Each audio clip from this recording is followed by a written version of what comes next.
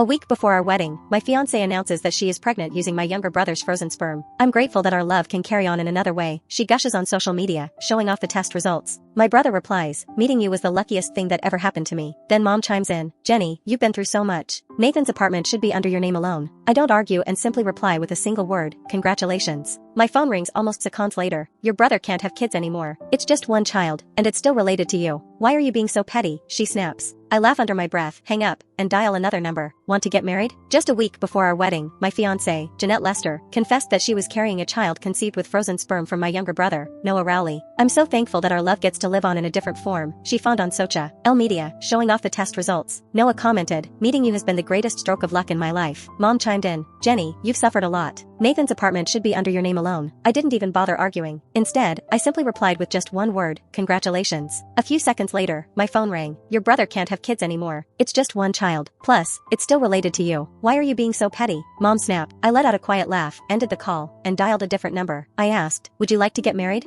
There was a brief pause on the line before the other end erupted in shrieks of joy. Really? You finally thought it through. I'll book my flight back right now. You had better not back out. See you at the city hall next week. Then came a playful, drawn out, honey. That last word caught me off guard. My ears burned, and the flicker of regret I'd felt over acting on impulse disappeared. Perhaps tea wasn't such a bad idea after all. Meanwhile, Jeanette updated her social feed again. Out of curiosity, I clicked on it, only to see a photo of her massaging Noah's legs. She was smiling as if she couldn't be happier. The comments section was filled with banter from her friends. Among them, I spotted a comment from Noah. It read, if only we'd met before you were engaged. That comment couldn't have been any more obvious. Jeanette didn't shy away from it either, replying, it's never too late for love. Her friends piled on with more jokes and blessings. Everyone around her knew about her affair with my brother. Yet every time they saw me, they picked me apart from head to toe. I used to think that I wasn't good enough, but now I realized that it was because Jeanette's heart had always belonged to Noah. Pain stabbed through my chest. I felt like a fool. At that moment, I received a medical report from the hospital. There was a tumor in my stomach that was at risk of becoming cancerous. Surgery was recommended. However, I needed a family member's signature to proceed.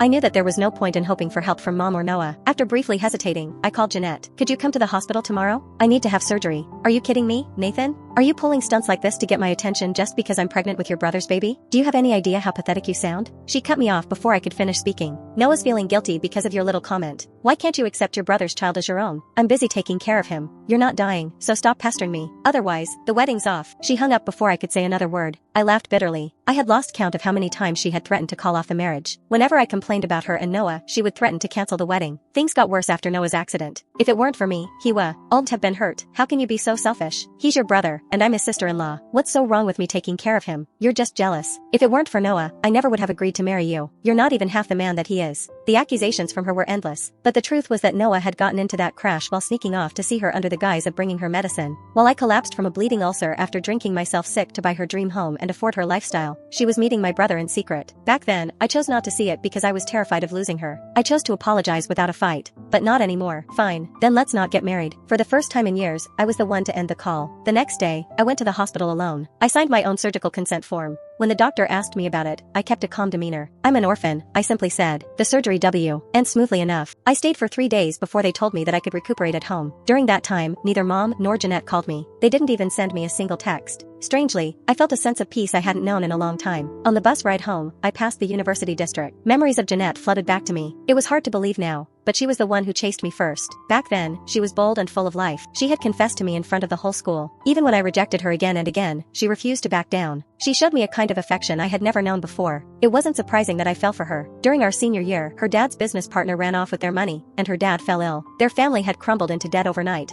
I spent my days interning and my nights working odd jobs. I carried her weight as well as my own, paying for everything while trying to support her. That was when my stomach problems began. Later on, a benefactor helped her dad, and they recovered some of the money. Slowly, things improved, and we set a date for our wedding. But then Noah returned from abroad, and everything changed. I got off the bus at my apartment building and froze right after pushing the door open. The apartment I had decorated for the wedding was a wreck. Takeout boxes piled on the floor. There were even a few cockroaches crawling on them. The succulents I had tended to on the balcony had been ripped from their pots. Through the open bedroom door, I could see Noah sitting on my bed as Jeanette coaxed him into taking his medicine. Mom lounged comfortably on the brand new couch. White stuffing spilled out of the throw pillows I had ordered, and our couple of photos were strewn about, as they were torn to shreds by Noah's dog. What are you guys doing? My mom glanced at me, then gave a cold snort. Jenny's pregnant with our family's child. This place was supposed to be your Arital home anyway, so I let her and Noah move in. My marital home? And he gets to live here? I looked at Noah, who looked smug behind Jeanette's shield. I drew a breath. Besides, I already decided that I'm not marrying. Before I could finish speaking, Mom lunged at me and clawed my arm. I'll beat the ungratefulness out of you, you bastard. Noah lost his leg because of you. What's wrong with giving him your house? Better yet, just sign it over completely. And now that Jenny's pregnant with his child, they should live together. You, on the other hand, do nothing all day. How will you ever provide for them? I was pissed. Mom had despised me since birth because Dad had cheated on her while she was pregnant with me. She blamed me for everything since the day I was born. As a child, I begged for her love. I aced exams, did every chore, and even saved pennies to buy her gifts. However, none of it compared to Noah, who did nothing but was still adored. When I finally told her that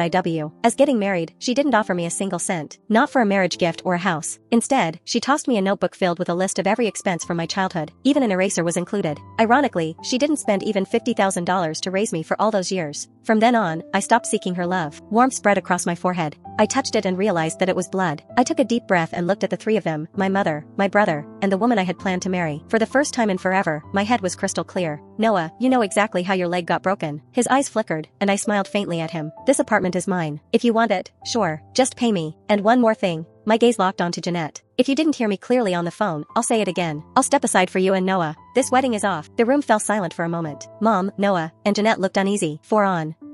Jeanette actually seemed flustered. She stepped toward me as if she wanted to explain her side of things. That was when my phone buzzed. I pulled out my phone. It was a text from the city clerk's office. It was a reminder to attend the marriage registration appointment tomorrow at 8 a.m. I froze before realization dawned upon me. Stella's on. We hadn't spoken since the call. I thought she was just teasing. After all, marriage wasn't a trivial matter. Yet, she had scheduled the license for the following morning. That was fast. Her playful, drawn-out, honey replayed in my mind, and I felt my ears burn. Jeanette peeked at the screen and let out a sigh of relief. Nathan, I know you've been upset because I've been neglecting you. Don't worry, I'll be there on time tomorrow. Her gaze flicked to the bag of medicine in my hand. She softened her tone. You're actually sick? I thought you were making it up. But since you're here, it can't be that serious. I promise I'll make more time. For you. I didn't respond to her. Taking my silence as agreement, she tugged me toward the study and asked, Where's that charm I gave you? Hand it over. Noah wants it. Her words slammed into me. What did you just say? The charm wasn't worth much, but she had once waited hours in line at the store for it back when she was courting me. She had even fallen sick afterward. Because of that, I swore I'd never let her down. I had carried it with me everywhere ever since.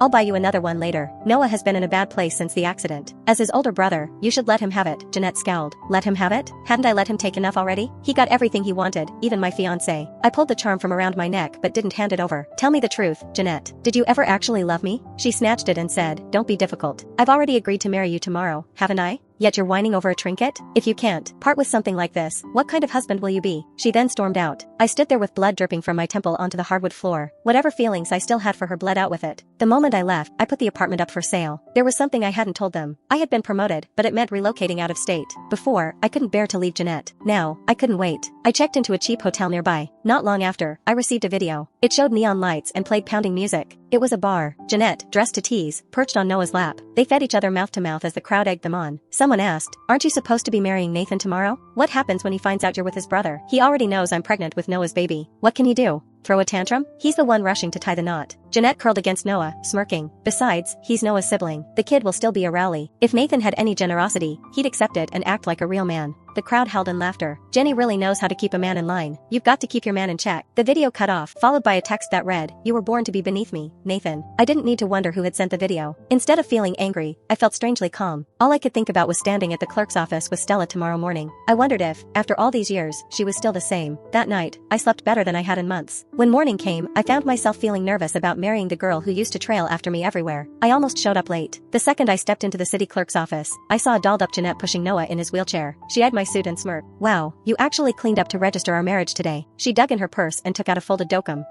But before we do that, sign this agreement. I frowned. I was about to tell her that she had the wrong idea when she stuffed the document into my hands. This is simply to ensure the happiness of our marriage, she said sweetly. So don't go crying that I took advantage of you. Noah piped up from his chair. That's right, Nathan. Jenny stayed up all night working on that. She even asked Mom for help so that you wouldn't think it was unfair. I didn't want to argue in public, so I took a quick look at it. A single glance was enough. The first clause stated, after marriage, Nathan must treat the child in Jeanette's womb as his own, assume all parental duties, and provide no less than $10,000 a month in support. I moved on to the other clauses. After marriage, Nathan must allow his younger brother, Noah, to move in with them and will not interfere with his interactions with the unborn child. After marriage, Jeanette may decide whether or not to have more children. Nathan may not object to her wishes. After marriage, all of Nathan's assets must be transferred to Jeanette's unborn child. I didn't bother reading the rest. Calling the agreement unfair would be too kind. The conditions didn't even regard me as a human being. I started laughing. What are you waiting for, Nathan? Do you want to get married or not? Sign it already, Jeanette urged. I looked at her, crumpled the document, and threw it in their faces. You really think I'd sign garbage like this? Her expression faltered. You. I cut in. Also, who told you I was here to marry you? She froze. Noah leaned forward. Come on, stop throwing a tantrum. Everyone knows that you'd never marry anyone but Jeanette. You finally got this far. Don't screw around. Plus, you made the appointment for 8 o'clock, right? If you're not marrying her, then who? Jeanette snapped out of her daze and crossed her arms. Exactly. You just want my attention. Well, you've got it. Stop playing games and sig. End the agreement. I checked my watch. It was already 8:10 a.m. Yet, there was still no sign of Stella. Had something come up? Had she changed her mind? Either way, one thing was certain, Jeanette and I were done. Before I could speak my mind, a horn blared outside. A clear, bright voice called out to me. Sorry for being late, honey.